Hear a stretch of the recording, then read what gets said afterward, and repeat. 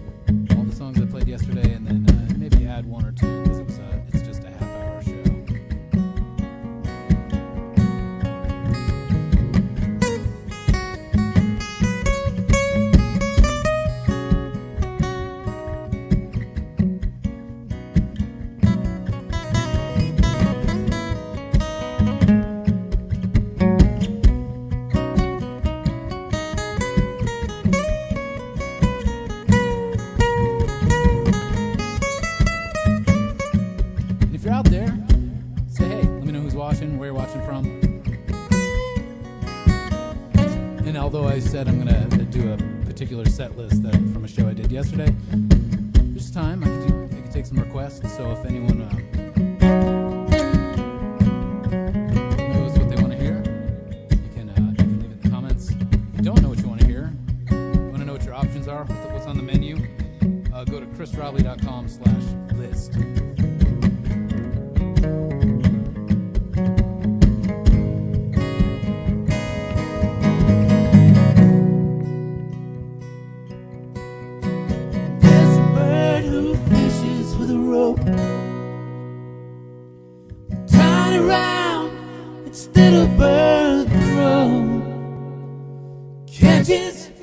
Catches everything it can and brings it to the man standing on his little wooden boat.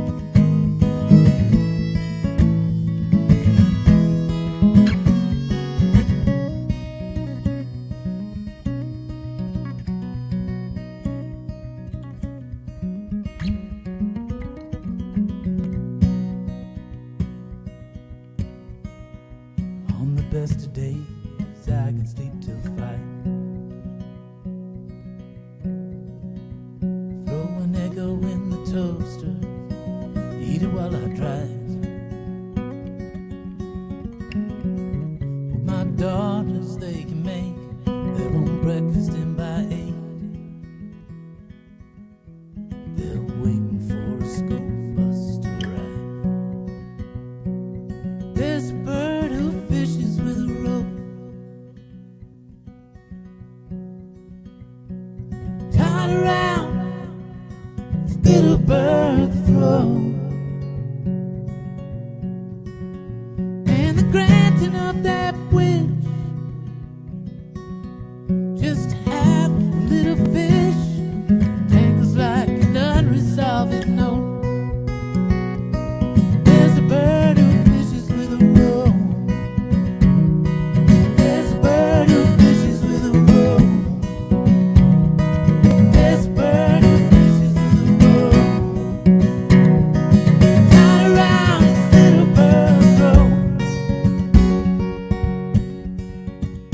And I guess you could say it was captive to the waves. It preferred a little certainty to hope.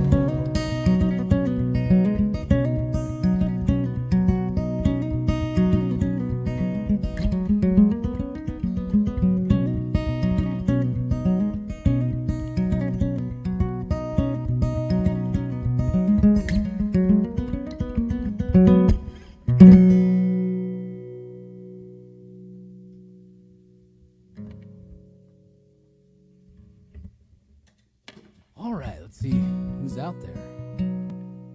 What's up, Craig? Is that a Cookie Monster? What is that? Is that the Cookie Monster? Hi, Craig. Hi, Lauren. More cowbell. I don't have one handy, but that might suit. So, okay, let's see more cowbell. Hey, Sue, how's it going? Hello to the UK. The bird song. David wait, is he still alive?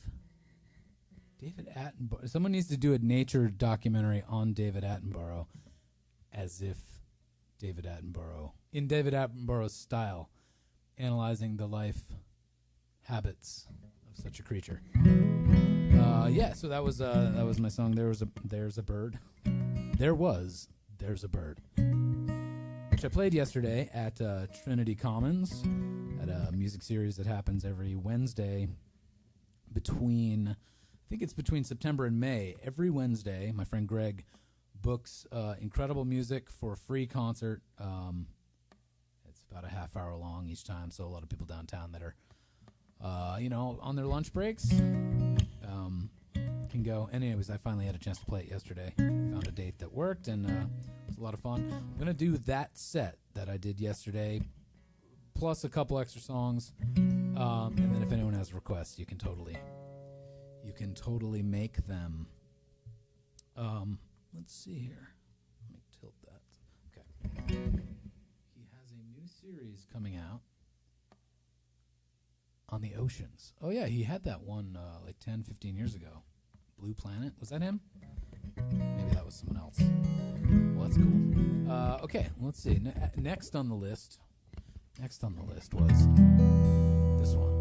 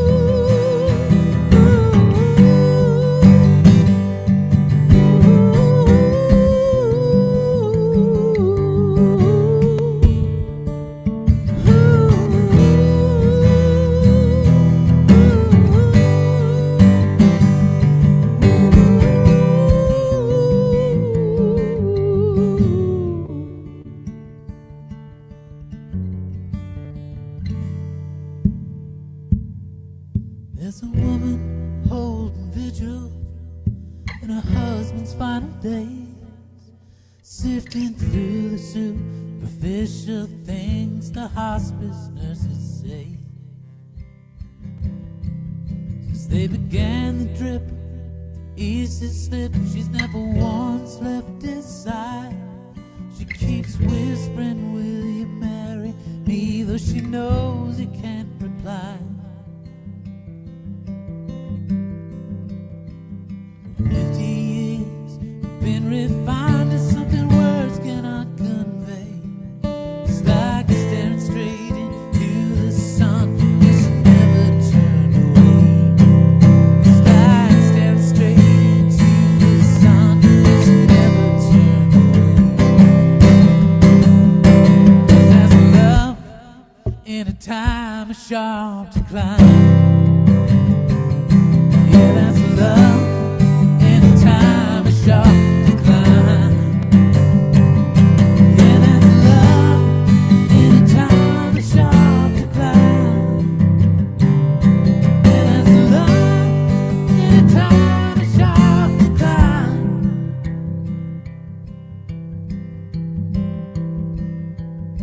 When the faith you bring is the only thing you don't have to leave behind. Ain't that love in a time of sharp decline?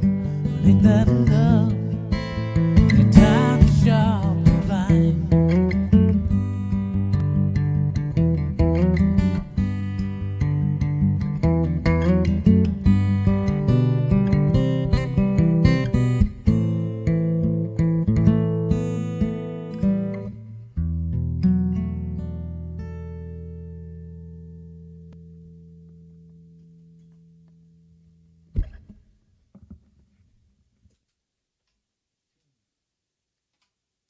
All right. Let's see. Chat's quiet today. Tell me what's up. What's happening this Thursday? What are you doing later? What are you eating for lunch? Sue, what are you eating for dinner or post dinner snack? While you take a moment to tell me, I'll swap to the piano real quick.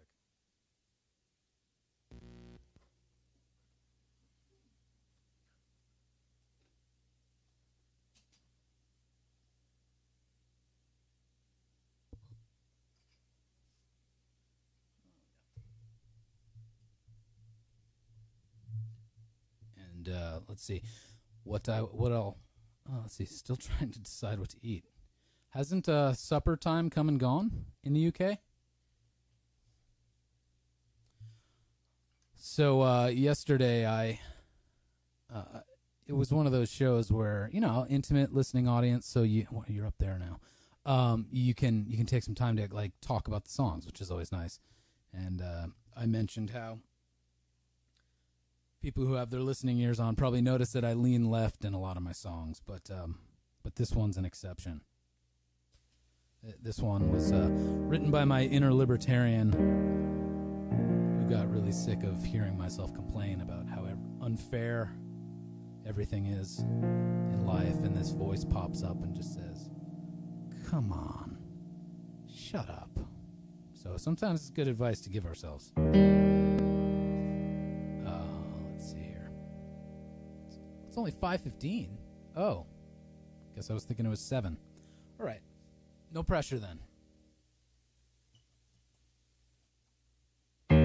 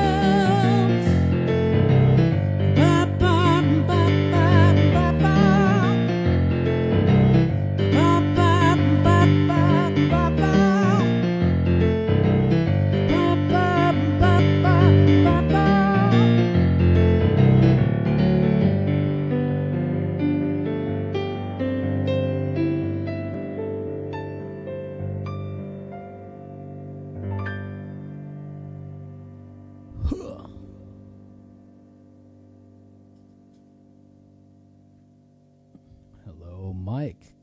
Good to see you in across the digital sphere to PDX. Another beautiful day from the land, the semi-free. Oh, that's not funny, but it is funny. The semi-free sounds like semaphore. That isn't semaphore like the flag code language. In the land of the semi-free, we may have to resort to semaphore to send messages to each other. I have a history thing for you. Apparently, it turns out Harvard Law School owns the final copy of the Magna Carta, which they acquired in 1946 for just $28. Please, can we have it back? All right, this counts as a Let's Make History entry, even though you didn't officially register it as one. So here we go. Here's the thing.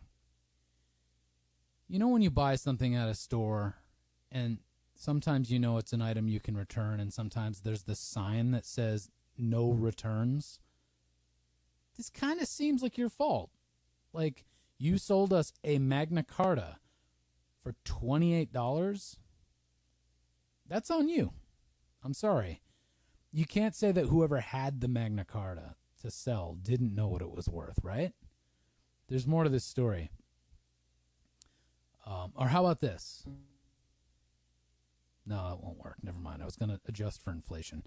That'd work. So if you adjust for inflation, what is that in today's dollars? Like 200 something? We'll give you $200 for the continued licensing rights to your document taking power away from the king, distributing it to the lords. Isn't that what that did? Oh, okay, here we go.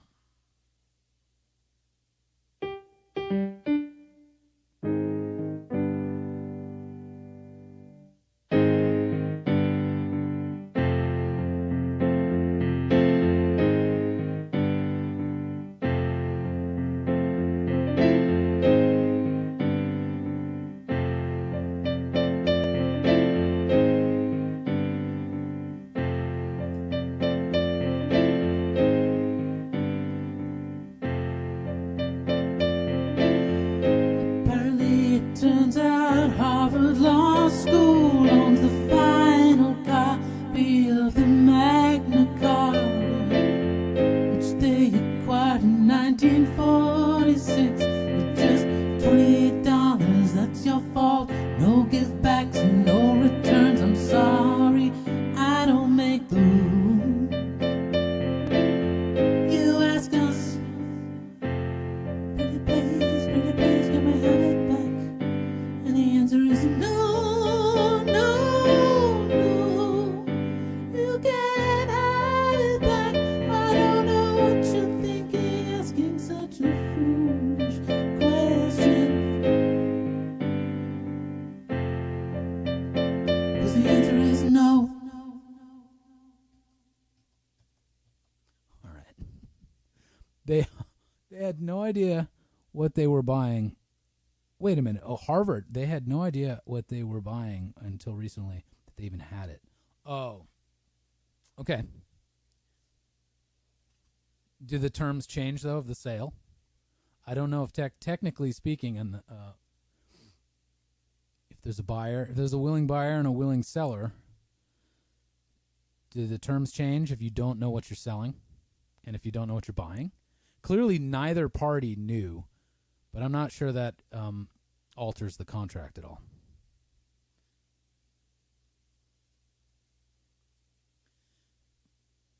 Here's the other thing. I'm thinking like that the right thing to do would be to give it back. It's worth millions of, I'm sure. It's priceless, probably. Right? Here's the thing. The right thing to do, the kind thing, the ethical thing, the compassionate thing, empathetic thing would be to give it back because it's your document, right?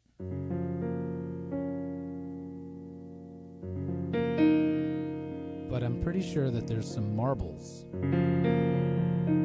some sarcophagi in London somewhere that belong to other people. So finders keepers.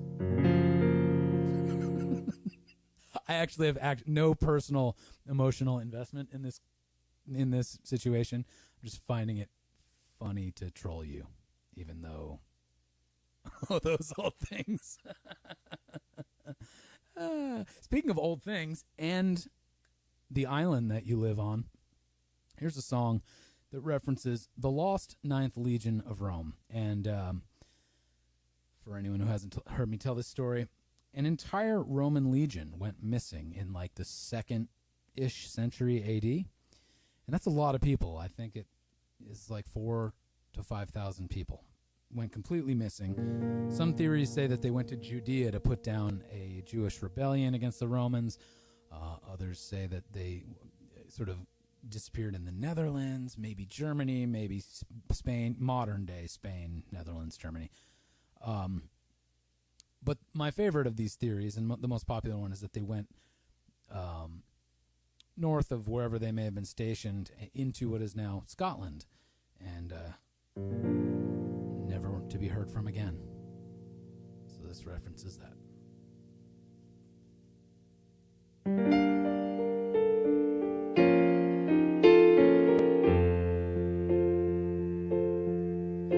I remember that morning, clear as an easy command. You made me home fried potatoes, pancakes with strawberry jam. You said, I'm proud of you, I really am. Go give him hell in Afghanistan. And I'm fine with an email, but talk to your mom on the phone. Should start to worry your part of the lost Ninth Legion of Rome. They set out from camp and marched north of the Antonine Wall. Because the edge of the empire was the first place empires fall. And they tried to put down the tribes who wouldn't take the usual bribes.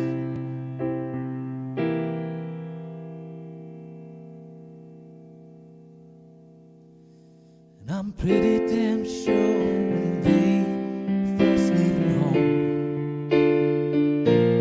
they didn't think of themselves as the lost Ninth Legion of Rome.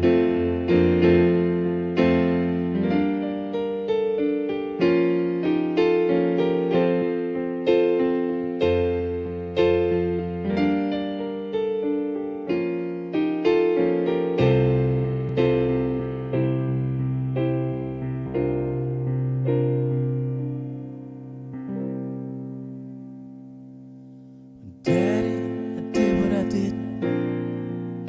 Now it's done. Do I resemble that same little kid you knew as your son? Or does a stranger stand in his place? Different eyes, same face. Someone sent out a messenger bird, but it never came home. That was the last that we heard of the lost Ninth Legion of Rome. That was the last that we heard of the lost Ninth Legion of Rome.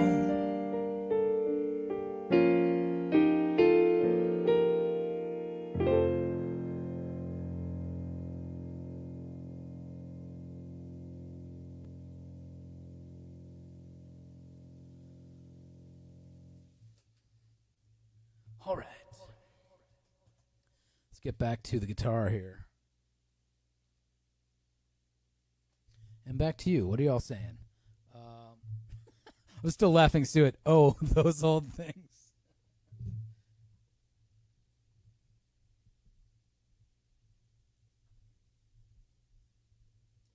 Those old things that your nation is just kept in a junk drawer somewhere in its kitchen, right?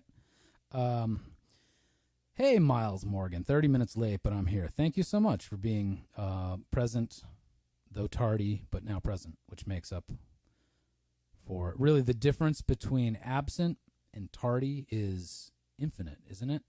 If absent is 0 and tardy is something. I mean, that's you overcame the biggest momentum hurdle there, or inertia hurdle, whatever. I'm not a scientist. Was it the final installment of Lend-Lease?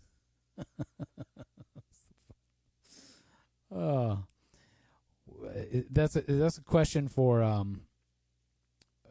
somehow England accidentally shipping us their Magna Carta. Would that mean that Harvard was Lend-Lease was like the wasn't that the weapons, the munitions program? Lend-Lease. Wait. Crap. Now I'm forgetting. Is that American history or is that World War I sending munitions while pretending to be neutral? Someone tell me. This is an obvious history thing I should know. Okay, Sue, you're saying they probably all died from the cold and wet or were eaten by midges. I love Scotland, but I couldn't actually live there.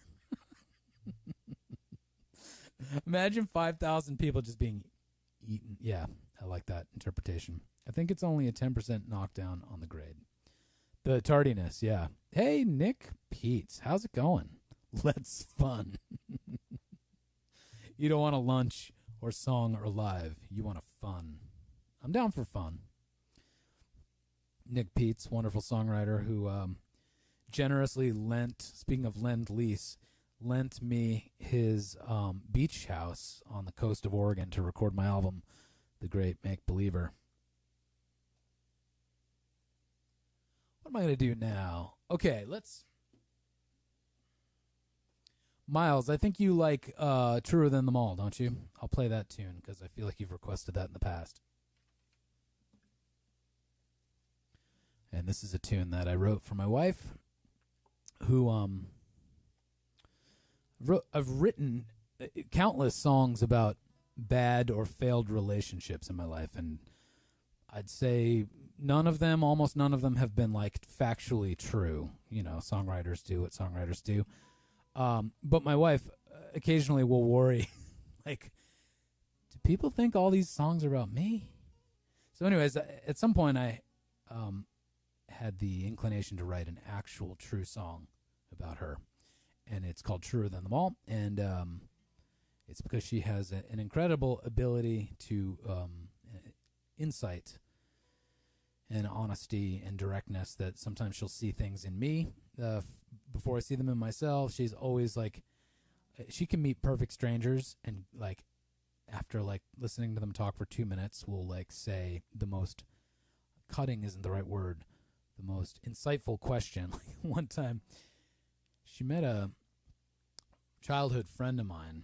We were like out at a bar or something, and they talked for like 2 minutes. She never met the guy.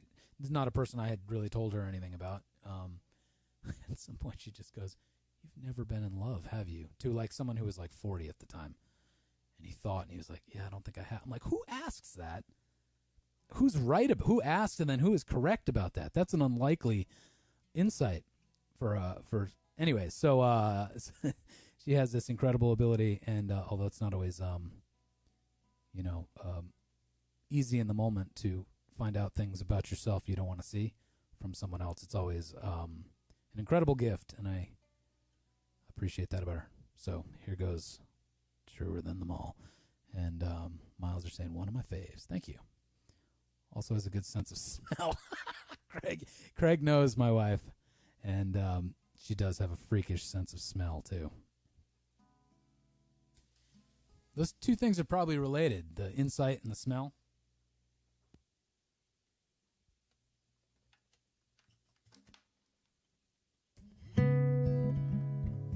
Take the silver of the river where the river starts to run. Take the sweetness of an apple in the fall. Take every lesson that I wish I'd learned when I was young. You are truer than them all. Take the wandering in the desert, and take the blinding of the sun, and take the poetry of the letters of St. Paul. Take any phrase from every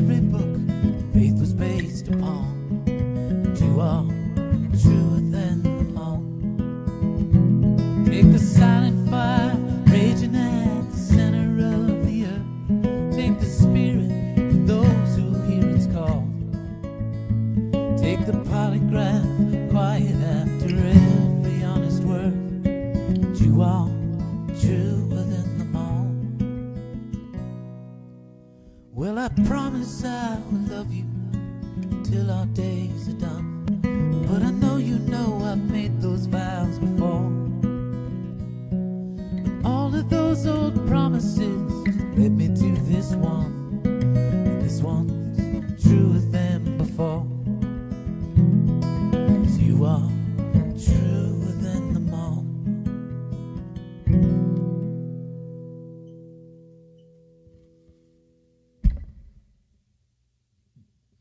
All right.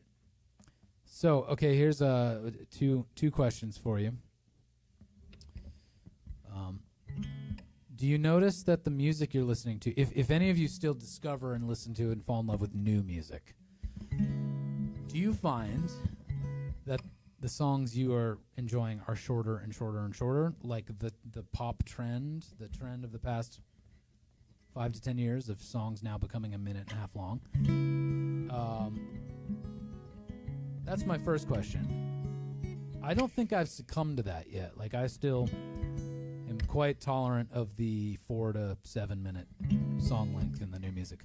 Anyway, so that's my first question. Second, what are you listening to that's new? I've been in a huge jazz kick, but in terms of like singer-songwriters, folk, rock, Americana, metal, whatever you listen to, let me know.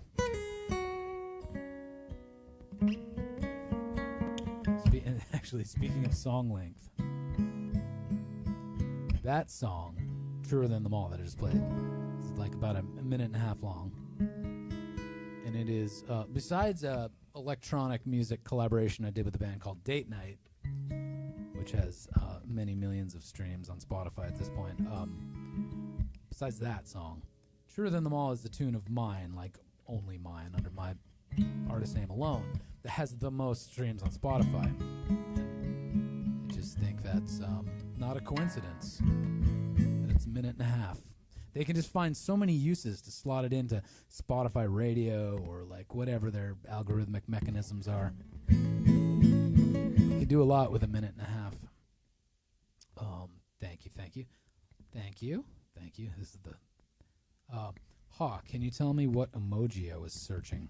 Wait, what emoji you were searching? Oh, clap. Yes. I think you're going for the clap emoji? Is that right? Or is there an STD emoji?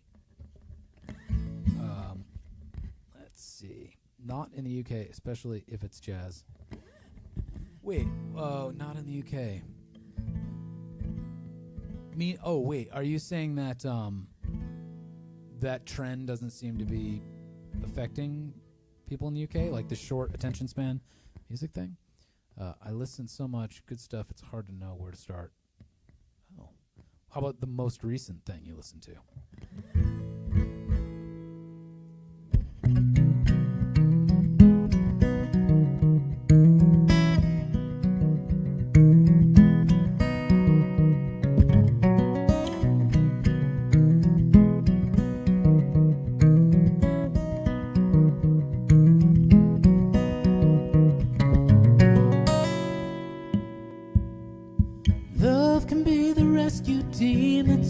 Couple feet from a driver who is crying while they pry him from his seat.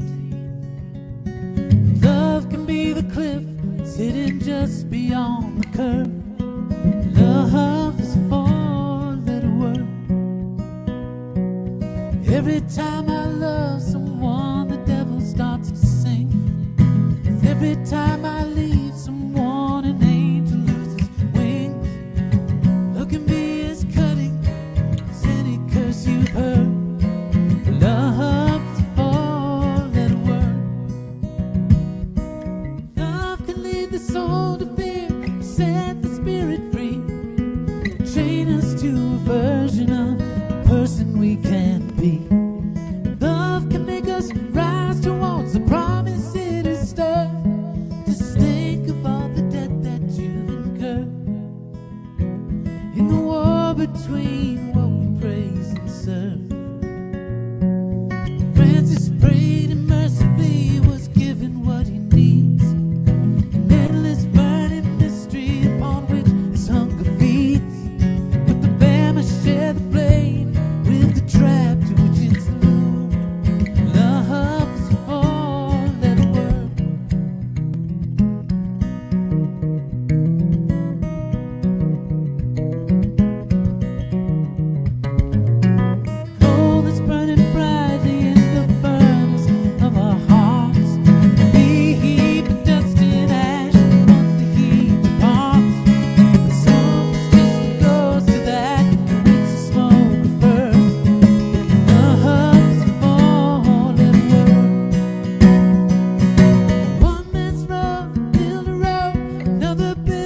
wall.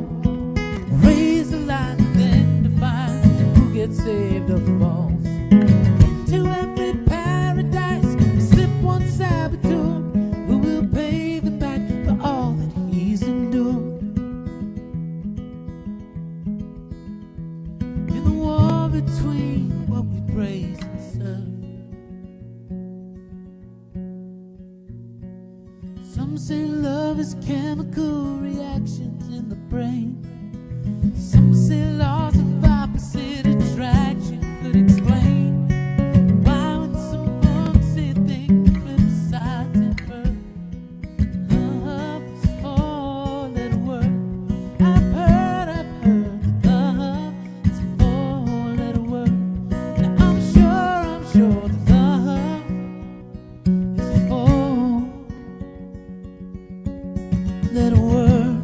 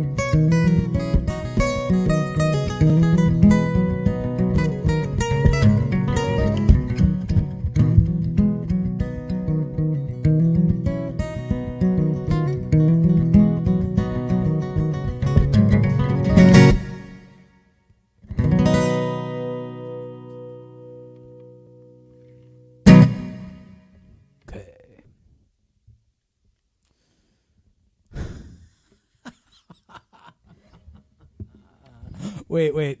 It's the lips and the broken heart, but I think you're missing you're missing an eggplant or a peach or something like that.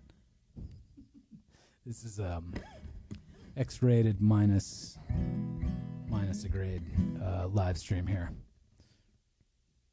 I've been digging Mumford's new album, Culture Wall. Oh, Culture Wall. Yeah, you know, Mumford, I'll read the rest of your comment in a sec. Really, how do I say this? I didn't like Mumford & Sons for a long time. Like their first few records of like the stomp clap, gang vocal, banjos, guitar thing. It seemed to come out at a time with like the Lumineers and all this other stuff that kind of sounded the same to me.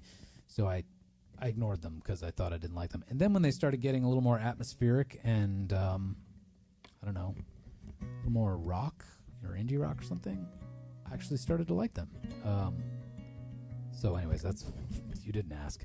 That's my Mumford take. Culture Wall is amazing. Avid Brothers, yeah, you know, I don't really know their stuff that much, except that I think maybe I unfairly lumped them in with Mumford and Lumineers in that same time period.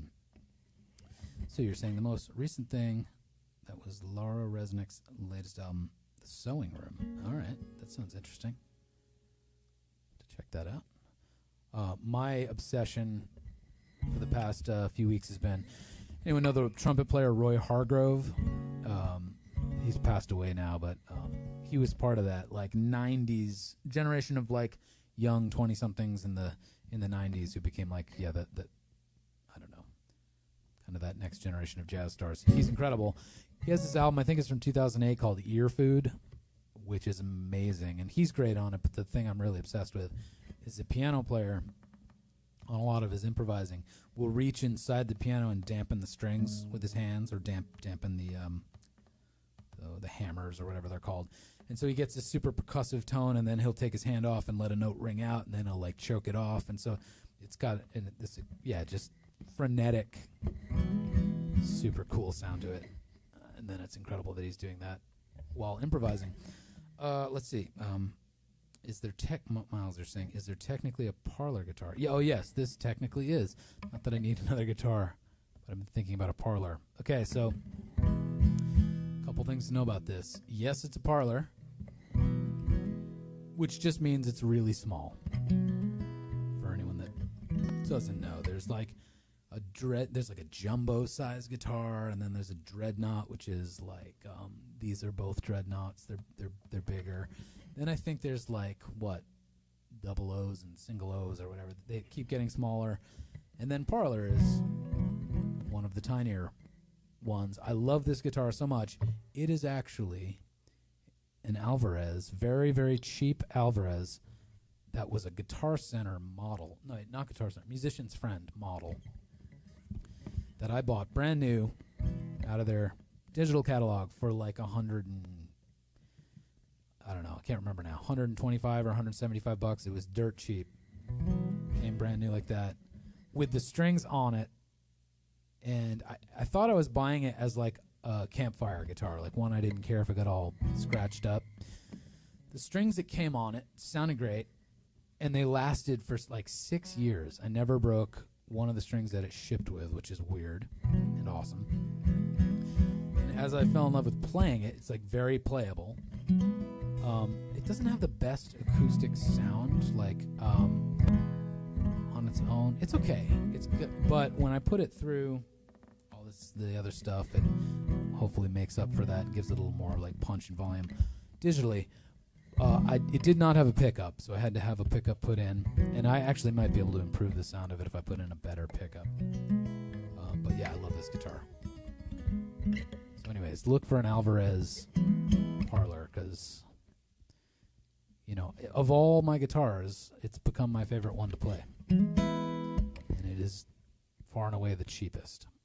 Okay, let's see. What are people saying? You'll probably find out it's actually worth $1 million. Oh, wait. I should check for a document. It does have a little document inside. Can you see? Let's see. Mr. Alvarez. It looks like it's parchment, but I don't think it's worth millions. All right, I got a time for maybe one or two more if anyone has requests. Those were all the tunes I played. Oh, wait, no, I did Lonely People yesterday. Let me play that one. But if anyone has requests, get them in now. I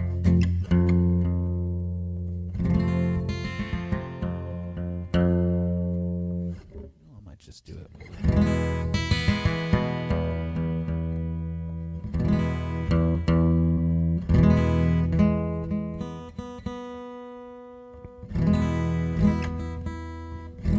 One other confession I'll make while I'm paused.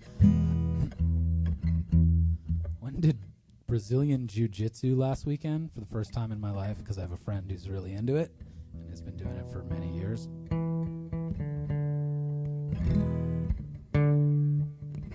It's probably like a pyramid scheme. His encouragement to come to the gym with him is probably like he gets an affiliate cut or a commission or something. But I went. It was a lot of fun.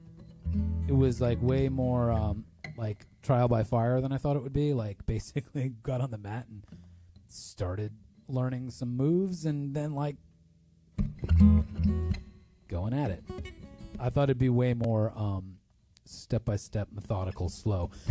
All that to say, at some point, this other guy, not my friend, was demonstrating this choke just so I could execute it on someone else and know what I was going for. So he did it on me, and it was very helpful and instructive.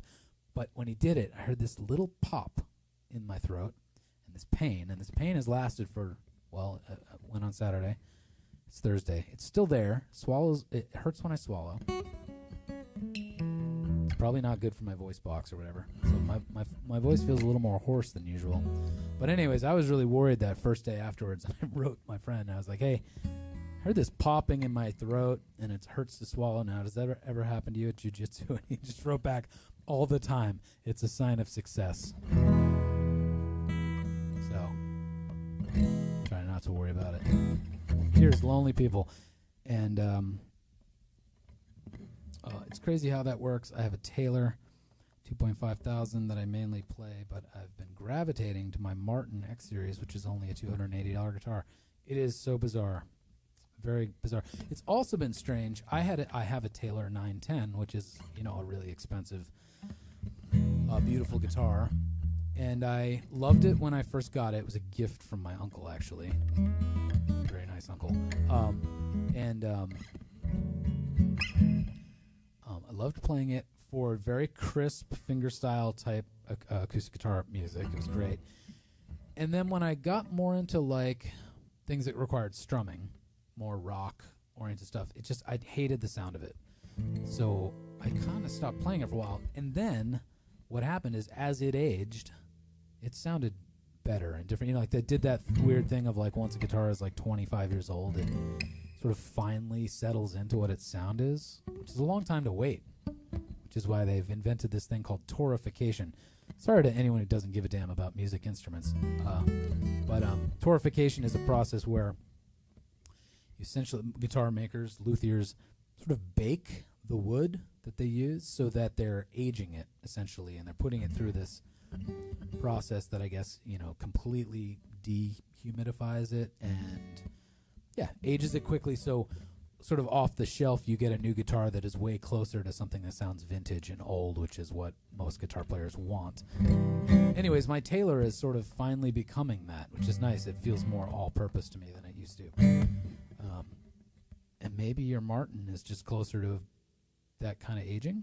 I don't know. Which one's newer? All right, here's Lonely People. If you know what to do at home, you know what to do, which is just when I say, lonely people, don't you cry, you whisper or shout back, don't you cry.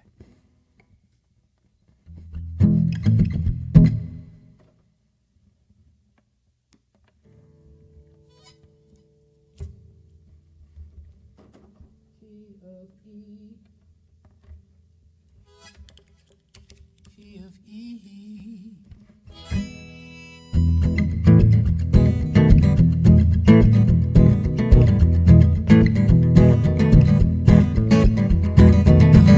Lonely people, don't you cry. Lonely people, don't you cry. See them crippled birds can teach themselves to fly. Lonely people, don't you cry. Hearts of people, don't give up. Hearts of people, don't give up.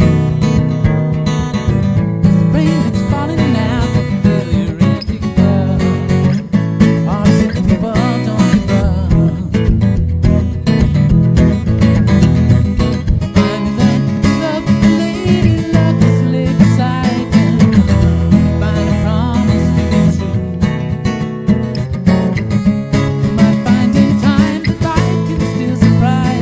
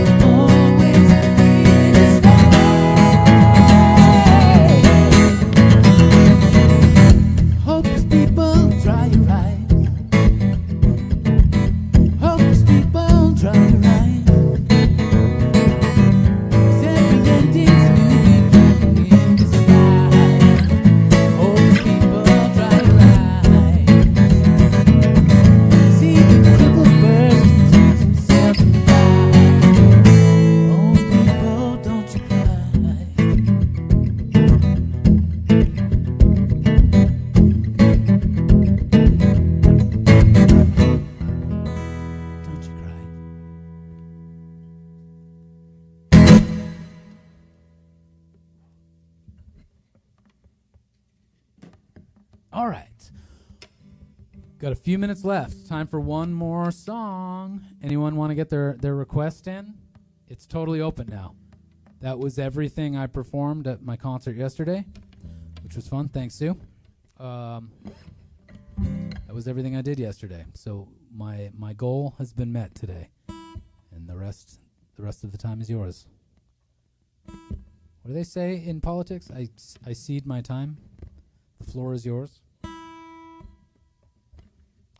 Let me know. But let me know quick.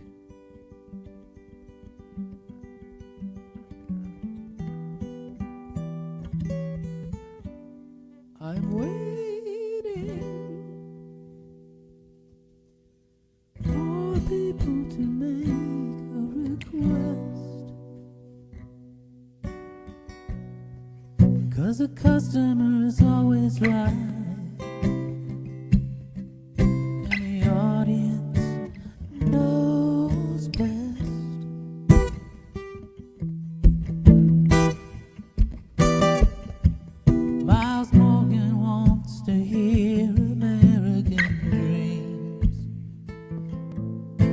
A bargain shopper, 'cause he knows what that means.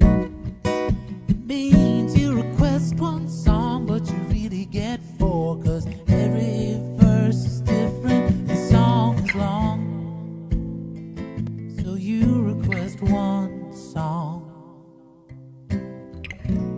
try to get 7 minutes. I think that's just fine.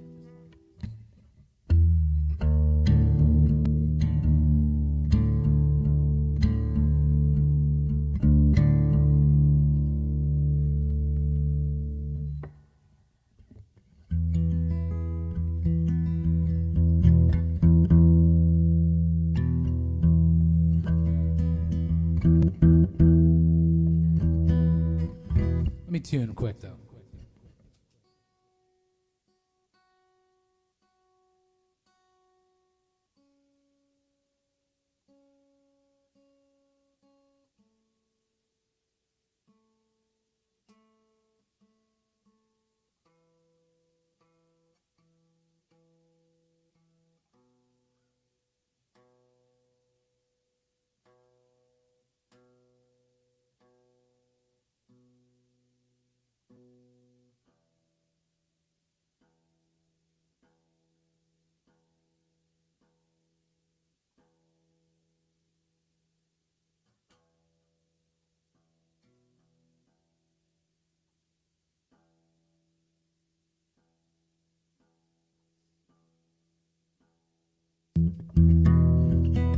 Miles, one other mysterious downside about this guitar is that it's got these tuning pegs that sometimes I don't even think they're working. You like keep going and you feel no tension at all, and then suddenly it grabs and then you tune it too far, so it does take a little more patience to tune.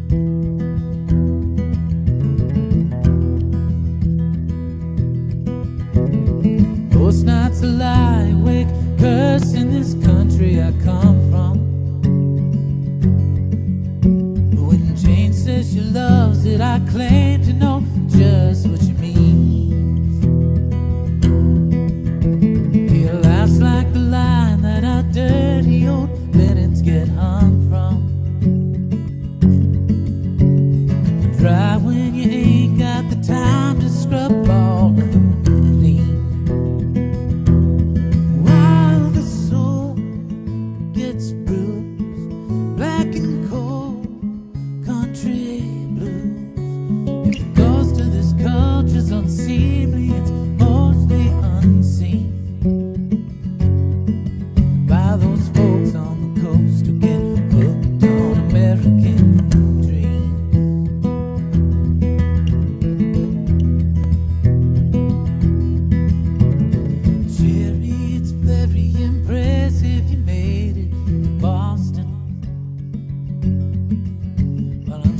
Embarrassed by the lack of that factory work tight as a drum.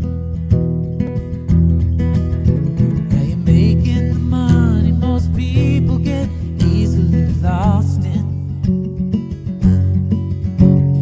Jerry explained is the day you forgot where you're from.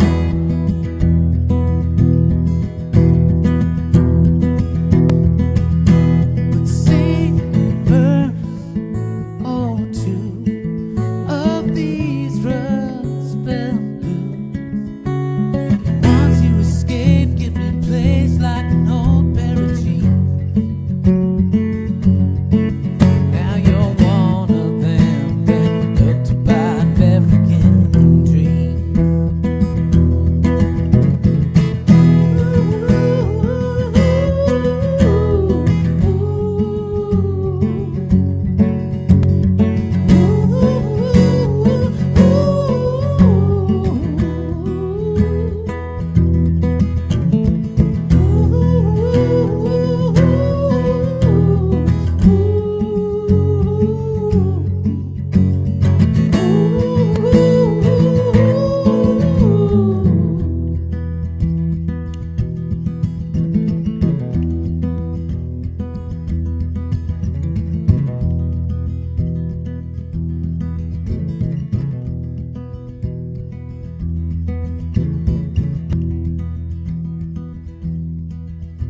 This man up in Maine asked for help making bedspreads and sweaters. Poor French Canadian laborers answered the call. Now all that remains are the ways they thought life would get better. School in his name, their great grandkids could never know.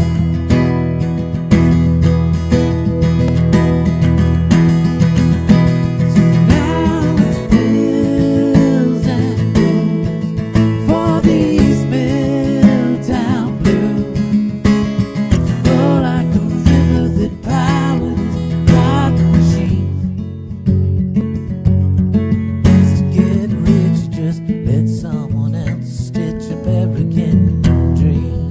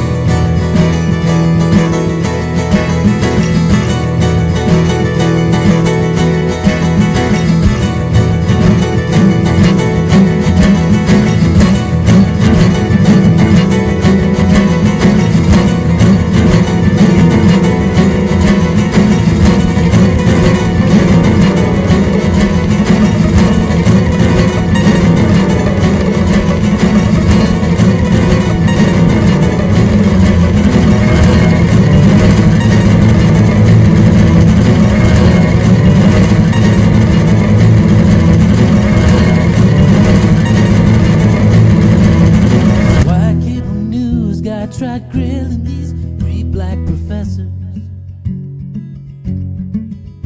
on why rioters might vandalize their own poor neighborhoods. If he had been held more than 400 years under pressure, I bet he'd fucking wanna be heard first if not understood.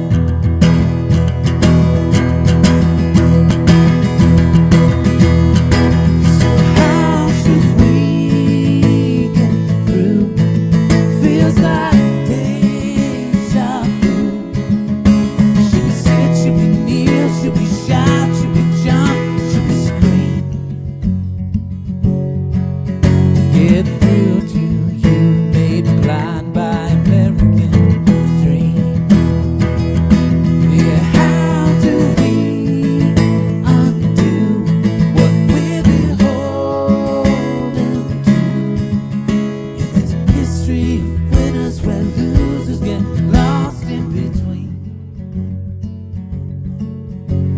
those cracks in the bell where they rang the American dream.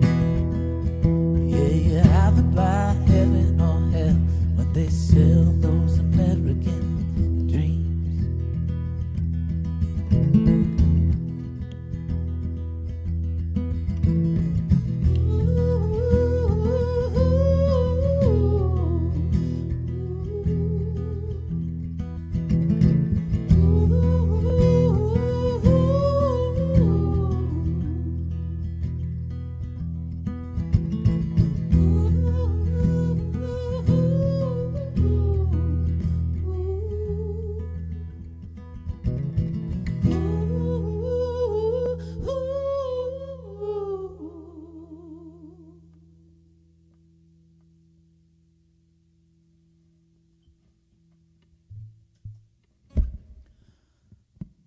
That was fun.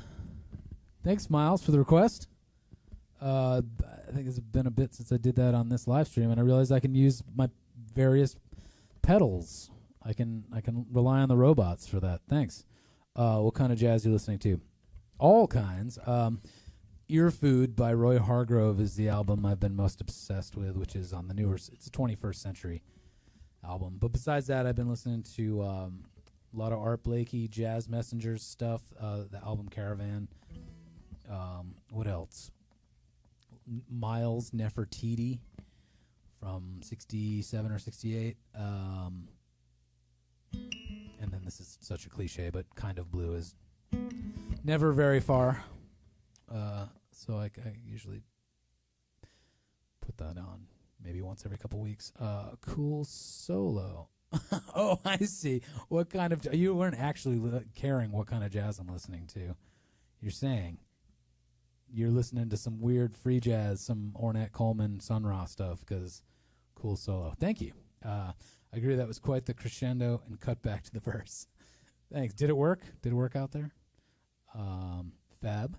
Thanks for the music, Chris. Thank you, Sue. Thanks for tuning in. Thank you, everyone, for tuning in. A lot of you here are the stalwarts, the regulars. I really appreciate your steadfast attendance here. And as always, like, thumbs up, subscribe, notification, comment, share, donate, vote early and often, all the things. I appreciate it. And I'll see you here next. Let's see, am I here next week?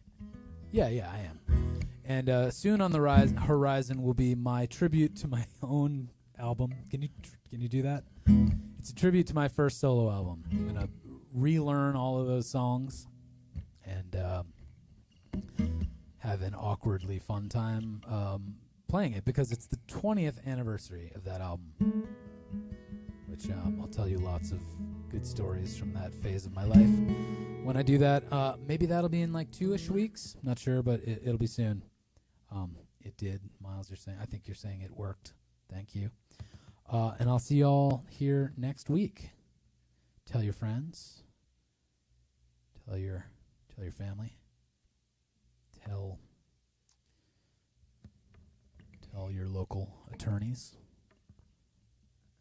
Most importantly, tell yourself by putting it on your calendar.